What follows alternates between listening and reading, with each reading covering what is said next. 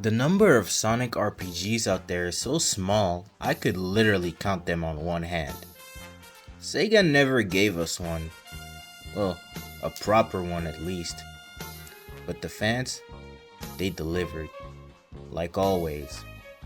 That's how I ended up playing a Flash game where Sonic had a limit break and Tails was your white mage.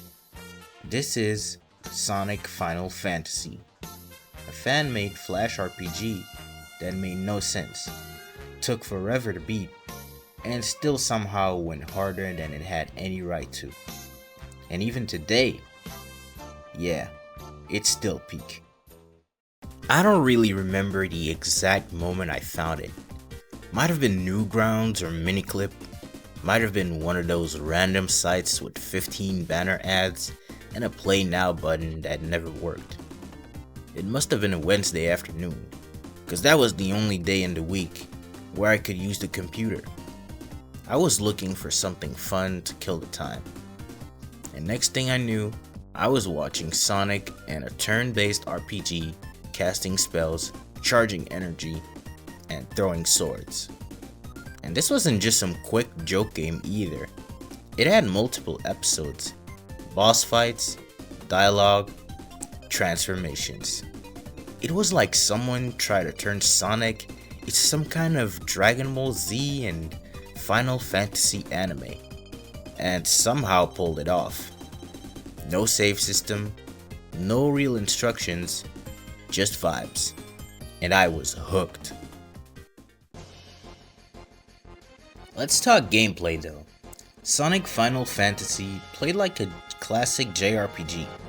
Turn-based battles, HP and MP, item menus, and team swaps. Each character had flashy custom attacks. Sonic had his classic spin dash and a quick attack, and Shadow pulled out stuff like Chaos Inferno. Tails also had his moments, also being the full-on support mage, healing the squad while you got slapped around by the latest OC villain. You had to plan your moves, charge up, manage your energy, and try not to get wiped. And the battles could take forever, like grab a snack, bathroom break level long. Or maybe just because I was trash when I was a kid. But honestly, that was part of the fun.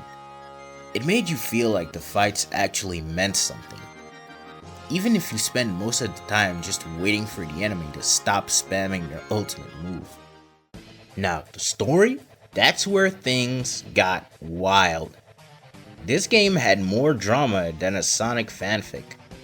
Sonic becomes the chosen hero, X and Zero come and help Sonic and friends, Amy gets kidnapped, and the dialogue? It was like watching an AMV with subtitles. You'd finish a fight and get a line like, "You haven't seen true darkness yet." I had no clue what was going on, but I didn't care. The vibes were enough, the music was fire, and every episode felt like it was building up to some huge showdown. I swear, at one point I thought Goku was gonna show up. That's how chaotic it was. But even with all these things, Sonic Final Fantasy wasn't perfect. The pacing was rough, the menus were clunky, and the UI was built in Macromedia Flash 8 or some ancient wizard tech. But it didn't matter, because you could tell this was made by someone who cared. Someone who wanted to make something cool. Not for money, not for views, but because they loved Sonic, Final Fantasy, and pure chaos. And maybe a little bit of Dragon Ball Z too.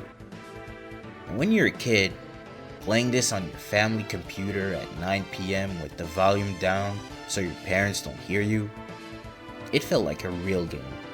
It felt epic.